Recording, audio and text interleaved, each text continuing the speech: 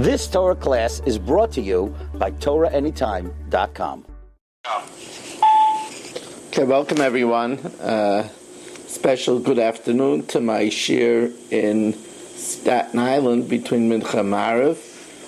Glad to be joining you, if not personally, then via this special hookup. Thank you again, Irving, for making all this Habatzas Torah possible. Welcome our Kol Lashon listeners as well as we head down the home stretch in the final day, the seventh day of the Orchos Chaim LaRosh, the Orech Chaim Lamala Lamaskil, the high road for the wise person to take. And we have really important stuff today as we start with Yud Aleph in the seventh day, sponsored by my good friend Yoel Klugman and family, Lili Nishmas Meshulem B'Moshe Chavabas Yudah Kain Klugman, and for the Shalema of Miriam Liba Bas Devora and Ephraim Ben Rivka. They should have a Refu Shalema B'Sech Shar Chili Yisrael. Now in Yud Aleph, the Rosh tells us, Sheyimchol b'chol laila kodim sheyolin, you should forgive every night before you go to sleep, l'chol mi shechata loy b'dvarim, to anyone that sinned against you with words. Now this is the princely trait of being forgiving. Now on a purely selfish level, we must know that Hashem rules this world Mida Keneged Mida. B'Mida she'adam modeid, moeded in life. The way a person treats others, that's the way he's treated. And therefore, if we forgive others, then we could expect that Hashem should forgive us. And bearing in mind that, it's not a snake that kills, it's sin that kills. And bearing in mind what the Welt says, if you have a virus, it's a virus, right? And we know that all our problems stem from, sins that we do. So then the fact that we should adopt a lifestyle of being a forgiving person, then that bodes well for the quality of our life. Also, if you remember, I told you there is a level of mitzvahs that are rarefied. Of course, we have 613 mitzvahs, 613 privileges. They're all important. But there's a level of mitzvahs which are on a higher level because they are modeled to us by Hashem.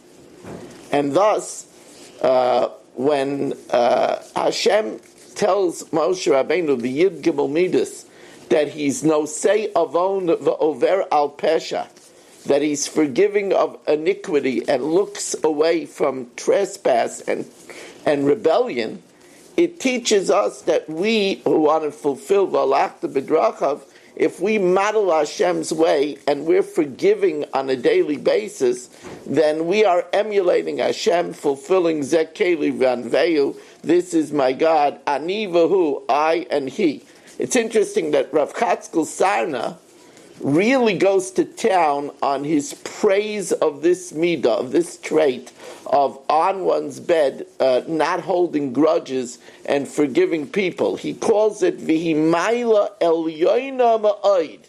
It is a very, very, very great advantage. The members of the Gemara, our great leaders of the Gemara, testified about themselves that they fulfilled this.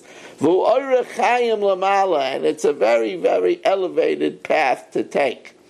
Now, Reb Chaim Kanievsky points out in his Pirush that why is it that the Rosh says L'kol mi shechata loy b'dvarim, that one should be forgiving to anyone that sinned against him with words. You have to know that most of the time, that's what people get all in a tizzy about. Somebody says to you, I hate you, or somebody says to you, you're a failure, or somebody says to you, you've always been a rotten person, right? And if you're able to forgive on your bed when you go to sleep, the person, that's a very, very, very wonderful madrega. But what is he coming to exclude when he says somebody that sins against you with words? So the Reb Chaim Kanievsky says it's coming to exclude if a person sinned and cost you money. So that what Reb Chaim is saying is you don't have to forgive the money that the person cost you. You don't have to be meichel. You could collect the money in court. That's not what it's referring to. In other words, somebody that cheated you, a contractor that cheated you, you don't have to go on your bed and forgive him for the money he cheated you, or somebody stole from you money, or if somebody caused you damage. You don't have to be meichel. Rather, it's talking about if somebody sinned against you with words and wasn't nice and said something not nice about you, the right way is to forgive and let it go by. Now, we must know that this trait, the Gemara says in Megillah, is something that causes a person to live longer. Now, that's a very important point. It causes long life. The Orchos Chaim on the fourth day says, "Al tarzik kascha im chavercha yoim echad."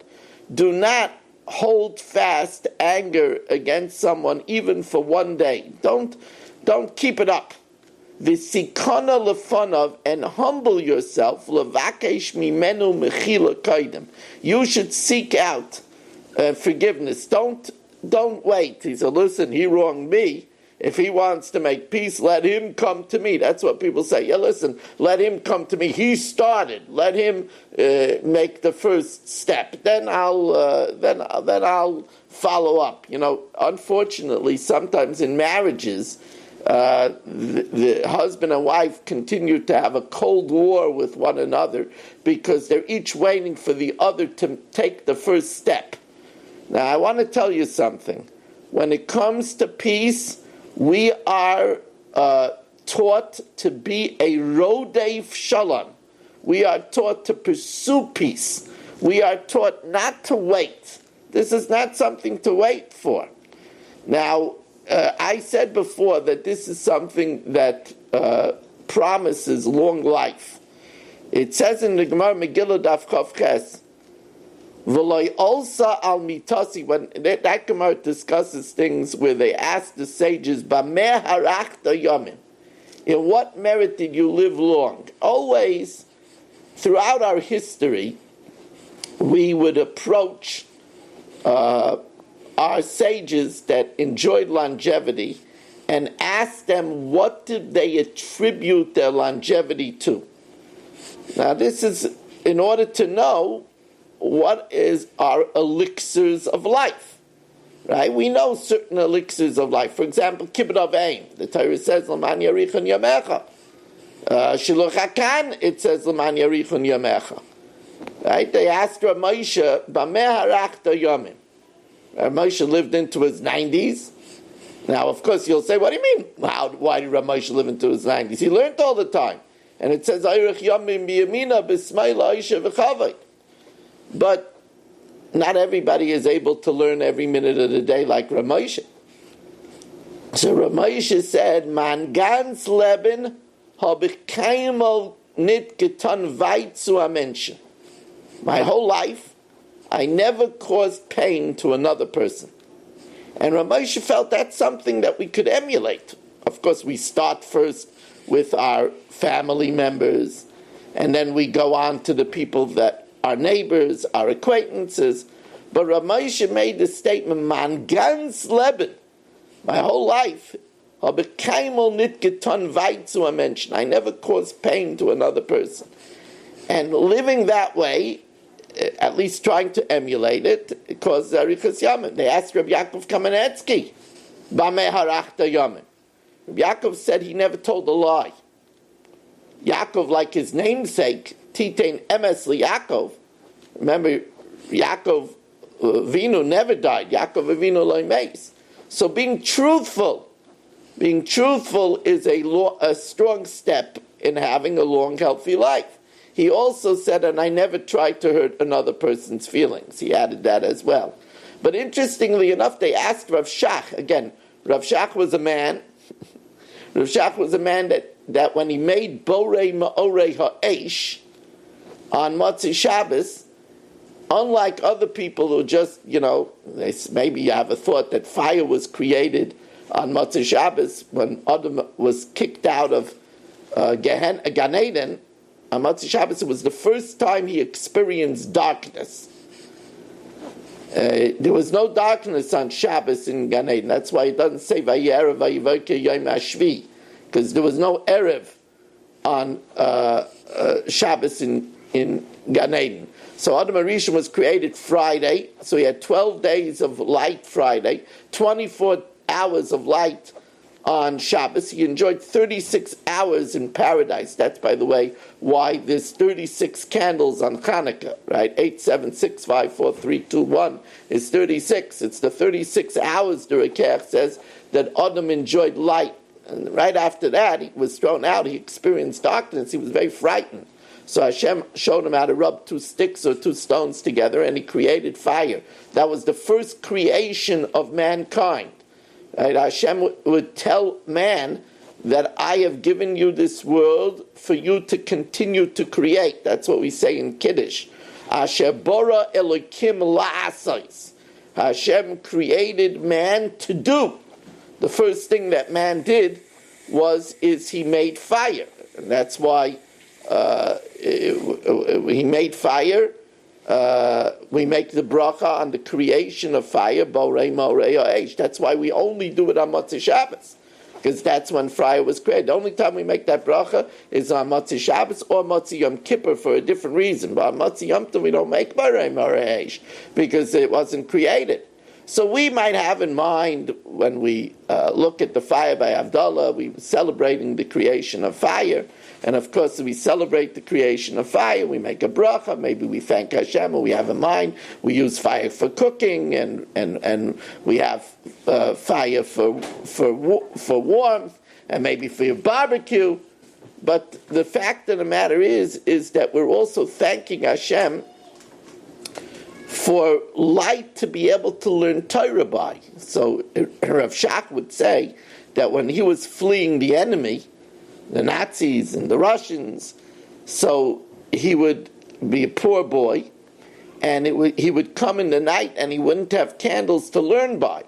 So he would go into old shuls and scratch off wax from the table, tear off a piece of his shirt. He only had one shirt, and he said he looked like a wild man because the shirt was all torn on the bottom, because every day he would tear off a piece of his shirt for a wick.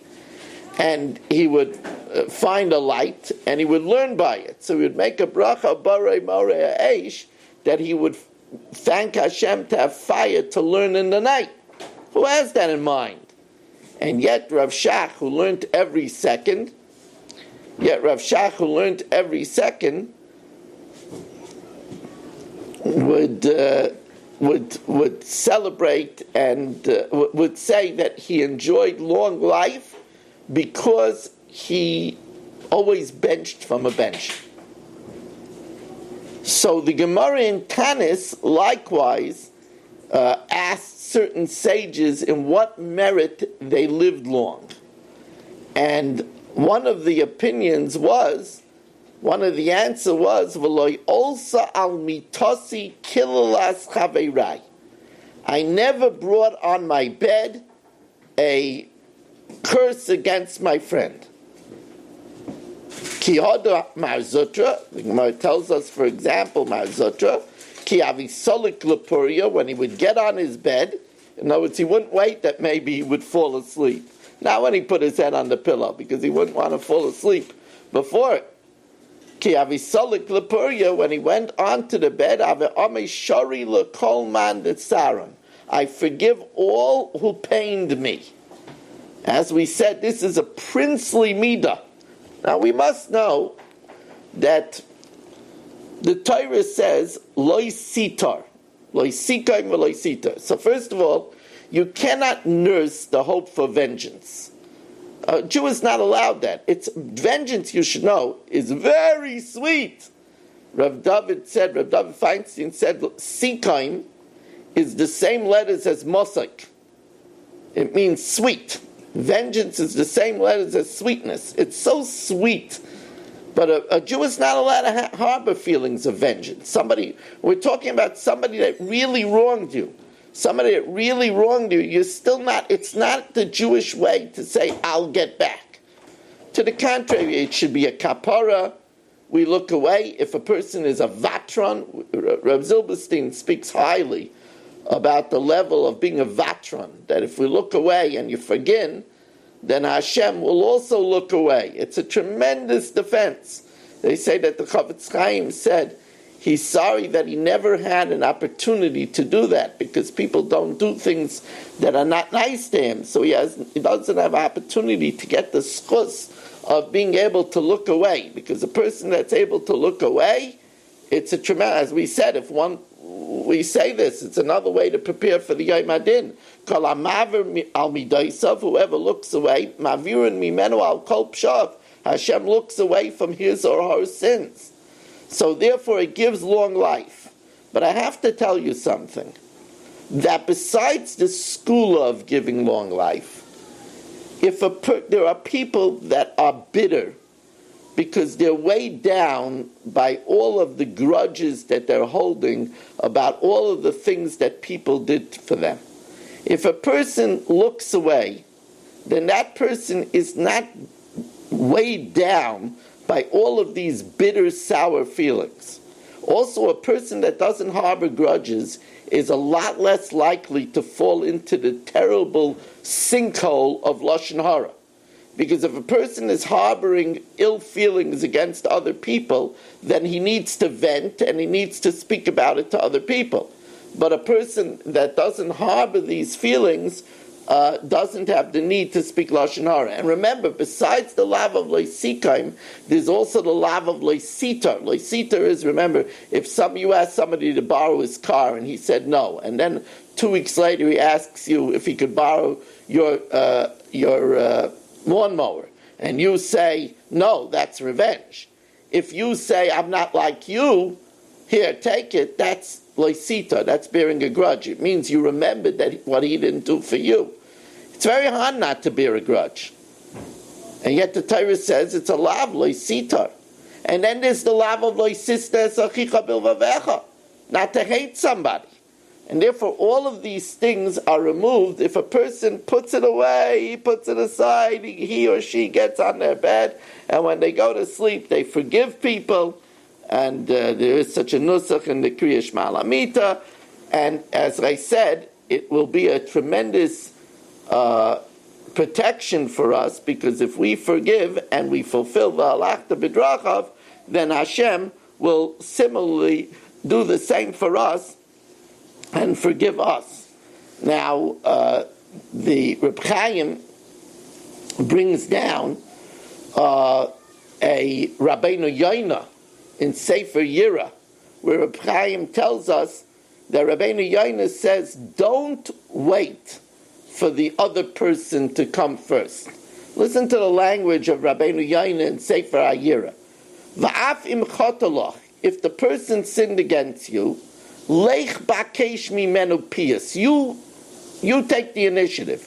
You go to him and ask for forgiveness, or not forgiveness. He wronged you, but ask to make up. V'al timer. Don't say hu chatali. He started it with me. Olav lavoi lefaiseni. He should come and make amends. Kaifes yitzricha. Force your yetzer. V'lech elav. This is the meaning of being a Rodev Shalom. That's a fantastic midah to be a Rodev Shalom. I can't help it. We're going to talk about it in the next piece, but I can't help but share with you a tanchuma. It's such a delicious tanchuma that, of course, I wouldn't know it except that Reb Chaim Kanievsky brings it down elsewhere in the Sefer. It's a tanchuma in yesterday's parsha in Chukas Siman Chof Beis. The Reb Chaim says, the tanchuma says, like the Torah lirdoi fachar mitzvahs. In general, the Torah doesn't tell us to chase after mitzvahs. Ki yikare kan sipur, if you chance upon a bird's nest.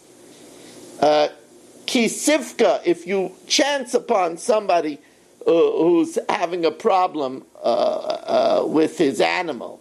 Ki sira, when you see a lost article. Ki siftar, when you harvest. When these things happen, when they happen. But when it comes to shalom, it says be a rodef shalom. Pursue peace. Run after it. So don't wait. Look to pursue peace.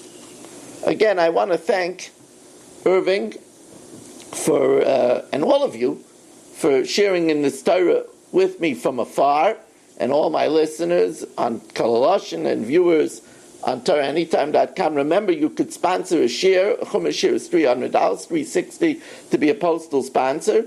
You could get the Pirkei Avos, $54, 12 CDs on the entire Pirkei Avos, perfect for a summer Seder, plus $6 postage. Get passionate power benching for $20 plus $6 postage. 718-916-3100. 718-916-3100. My email, rmmwsi@aol.com. rmmwsi@aol.com. If you're up in the mountains, come join us at Sun Circle for Shabbos Shir at 5:30 on Route 42.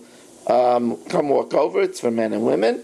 Thank you very much for joining us. Reb Chananya ben Akashia Amarot HaKadosh Baruch Hu L'Zakois Es Yisrael L'Fika Chibelem Torah Mitzvah Shneim Adinoi Chofetz Tzman Tzidkoi Yagdol Torah V'Yadir.